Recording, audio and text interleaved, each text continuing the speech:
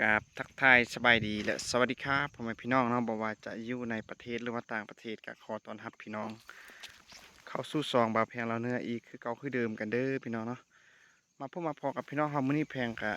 สิพาพี่น้องเฮาไปหาหน่อไม้เนาะอยู่บ่อนไห้ที่ว่าเฮาเฮ็ดปีกายพี่น้องเฮาก็สิพาพี่น้องเฮาไปเลาะเก็บหน่อไม้เพื่อมาแกงกินในมื้อแลงพี่น้องเพราะว่าตอนนี้ก็เป็นเวลาตอนแรกเนาะหลังจากที่ว่าแพงไปตัดหญ้าอยู่ในสวนสลิดข้าวโพดก็เลยเข้าไปแวะเบิ่ง ซอกหาหน่อไม้เนาะพี่น้องแล้วก็สิไปเบิ่งส่วนมักเพชรมักเขือบอนที่ว่าเขาปลูกปีกายว่ามันยังสิมีมากอยู่บ่เนาะหรือว่าบ่มีเนาะไปเบิ่งน้กันเลยพี่น้องเพราะตอนนี้เขาก็ฮอดอยู่ในไห้แล้วพี่น้องตอนนี้เนาะพี่น้องก็สิพาพี่น้องเฮาไปเบิ่งเนาะบรรยากาศยามแลงอยู่ในป่าพี่น้องปีนี้มันบ่แม่นไห้แล้วพี่น้องมันก็เป็นกลายเป็นป่าแล้วพี่น้องนี่หน่อไม้ที่ว่าเขาจะไปเก็บก็ลักษณะก็สิประมาณนี้เนาะพี่น้องก็บ่ใหญ่หลายพี่น้อง เป็นหน่อไม้ที่ว่าออกตามก็ไม่บงที่ว่าเฮาทางปีกายพี่น้องปีนี้มันก็เริ่มเป็นป่าแล้วพี่น้องนี่สังเกตเบิ่งก็ยังมีกกเฟื่องเข้าอยู่พี่น้องก็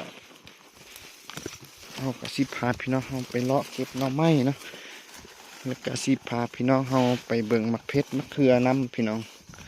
ว่ามันจะมีอยู่บ่เนาะหรือว่าบ่มีแล้วก็คอยรุ่นคอยเบิ่งไปน้ำกันพี่น้องตอนนี้เนาะพี่น้องเฮากะกำลังย่างลงไปเพื่อเฮาสิไปเบิ่งสวนมะเพร้าวมะเขือก่อนเนาะว่ามันยังมีอยู่บ่เนาะหรือว่าบ่มีแล้วเนาะหลังจากนั้นเฮากะสิไปเก็บหน่อไม้พี่น้อง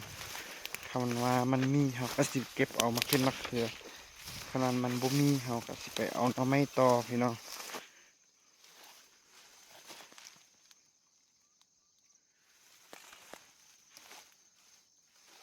พี่น้องเนาะมันบ่มีแล้วพี่น้องกกมันยังบ่ตายแต่ว่ามันยังบ่ทัน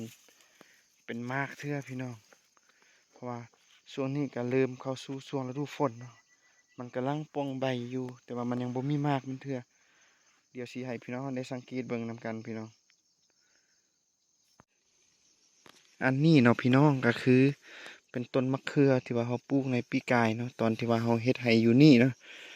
แต่ว่ามักเพชรมักเขือมันก็นี่อันนี้ก็ต้นมักเพชร นักเพชรแต่ว่ามันยังบ่มีมากเทื่อมันกำลังป้องใบอ่อนอยู่เนาะพี่น้องแล้วก็ตอนนี้นะเฮาก็สิพาพี่น้องเฮาไปเลาะเก็บหน่อไม้พี่น้องตามให้บนที่ว่าเฮาเฮ็ดปีกายไปเลาะเบิ่งน้ำกันเนาะมันจะมีหรือบ่นะส่วนหลายก็มีอยู่เนาะแต่ว่า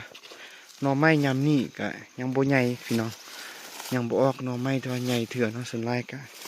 หน่อไม้น้อยๆที่ว่าเฮาปอกแกงกินแซ่บดีพี่น้องสำหรับอาหารบ้านนอกของคนที่ว่าอยู่ในชนบทลาวพี่น้องนี่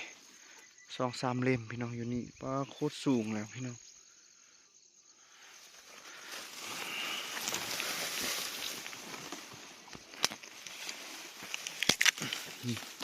ลักษณะกสิประมาณนี้เนาะพี่น้องเอาสินี่อยู่นี่กับนี่อีกเล่มหนึ่งพี่น้องหน่อไม้งามๆพี่น้องกับบรรยากาศยามแรงกับบุคอยเห็นสัตว์ปันใดเนาะเพราะว่าตอนนี้ก็เริ่มเป็นเวลาตอนแรงแล้วพี่น้องหน่อไม้สูงต้นใหญ่ต้นสูงพี่น้องเอากระสิหักเอาปลายแถวมันยังอ่อนเนาะ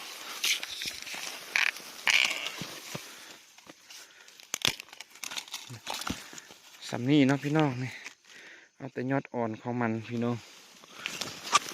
หลังจากนี้เนาะเขาก็สิขึ้นไปหาแถวเทิงพี่น้องเพราะแถวนี้มันเริ่มมืดแล้วพี่น้องทางลุ่มพี่นะมันบ่ค่อยเห็นสัตว์ปันใดเขาสิขึ้นไปเลาะซอกเบิงทางเทิงเนาะทางเทิงก็น่าจะมีอยู่พี่น้องตอนนี้เนาะพี่น้องเขาก็ย่างขึ้นมาเทิงพี่ก็พออีกเล่มหนึ่งพี่น้องเล่มยาวอยู่เขาก็สิฮักเอาแต่สำนี้เนาะพี่น้องแล้วเขาคอยไปปอกอยู่บ้านเอาพี่น้องเพราะว่าเขาก็สิฟ้าวซอกแล้วก็สิฟ้าวมือพี่น้องเพราะว่าตอนนี้ตะเวนก็ใกล้สิตกดินแล้วพี่น้องเขาก็สิขึ้นไปหาเมียเนาะเพราะว่าเมียก็อยู่เทิง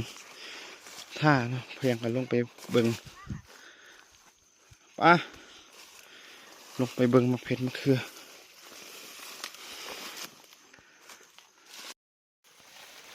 ตอนนี้น้องพี่น้องเขากะสิได้ย่างกลับอายุเทิงพี่น้องเพราะว่าให้พี่น้องสังเกตเบิ่งตอนนี้ตะเป็นกำลังสิตกดินแล้วพี่น้องเขากะสิฟ้าวซอกแล้วกะสิฟ้าวกลับ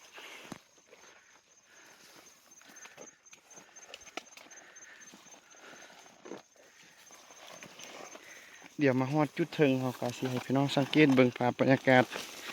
ยามแล้งเนาะพี่น้องช่วงนี้ช่วงที่ว่ากาเขาสู้ต้นฤดูฝนว่าสิเป็นจังใดกะสิให้พี่น้องเขาได้เบิ่งน้ำกันพี่น้องตอนนี้พี่น้องเขาก็ได้ขึ้นเมื่อฮอดจุดเทิงสูงสุดแล้วพี่น้องก็ให้พี่น้องเขาได้สังเกตเบิ่งน้ำกันกับบรรยากาศยามแล้งกับการหาอยู่หากินเขากะสิเก็บภาพบรรยากาศเหล่านี้ให้พี่น้องเขาทางบ้านได้เบิ่งการดำรงชีวิตของคนลาวที่ว่าอยู่ในชนบทส่วนหลายก็อาศัยแบบธรรมชาติพี่น้องแถวนี้มีไก่ป่าพี่น้องไก่ป่ามาเคลียร์บอลที่ว่าเฟื่องเข้าที่ว่าเขาตีปีกายพี่น้องไก่ป่าก็ยังมีลายอยู่เนาะพี่น้อง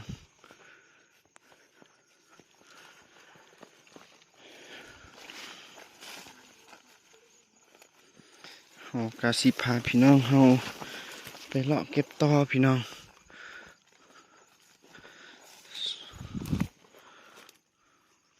ส่วนลายมันออกนอที่ว่ายังน้อยเนาะพี่น้องบ่มีนอใหญ่เขาสิเลือกเอาดวงที่ว่ามันใหญ่แด่น้อยนึงเนาะพี่น้องตอนนี้พี่น้องเขากาสิได้พาพี่น้องเขาย่างกลับไปหารถที่ว่าบอนที่ว่าเขาจอดรถพี่น้องพร้อมกับบรรยากาศอยู่ในป่าในดงพี่น้องปีนี้มันบ่แม่นให้แล้วเนาะพี่กายมันยังเป็นให้ปีนี้มันเป็นป่าแล้วพี่น้องสังเกตเบิ่งเนาะตอนนี้บรรยากาศกะค่อยคำลงแรงแล้วพี่น้องเดี๋ยวสิให้พี่น้องเขาได้เบิ่งตู้ที่ว่าเขาปลูกไว้ปีกายเนาะบอนที่ว่าเขามาเฮ็ดให้อยู่นี่ว่าสิเป็นจังใดแล้วเนาะอย่างซีดีบอหรือว่าบอดีเนาะก็เบิ่งน้ำกันพี่น้องอันนี้เนาะพี่น้องก็คือเป็นตู้กระตูบที่ว่าเขาปลูกไว้ปีกายเนาะบอนที่ว่าเขามาเฮ็ดให้เฮ็ดสวนอยู่นี่เนาะเขาก็มาลบฝนส้นแดดอยู่นี่ในตอนที่ว่าเขาเฮ็ดเวียกแต่ว่าปีนี้มันก็เริ่มเพแล้วพี่น้องเพเบิ่งสภาพแต่ว่าเขายังสิเอาหญ้าคาไปมุงบนอื่นอยู่เนาะแต่ว่าเขายังบ่ทันมาม่างเอาเถอะพอดีลมมาพัดก่อนพี่น้องอันนี้ก็หน่อไม้ที่ว่าเขาที่จริงก็ได้ลายอยู่เนาะพี่น้องอยู่ในทงเมียแดงและทงแพงก็ได้ลายเติบพี่น้องเราก็จะได้แกงกินในมื้อแรงพี่น้อง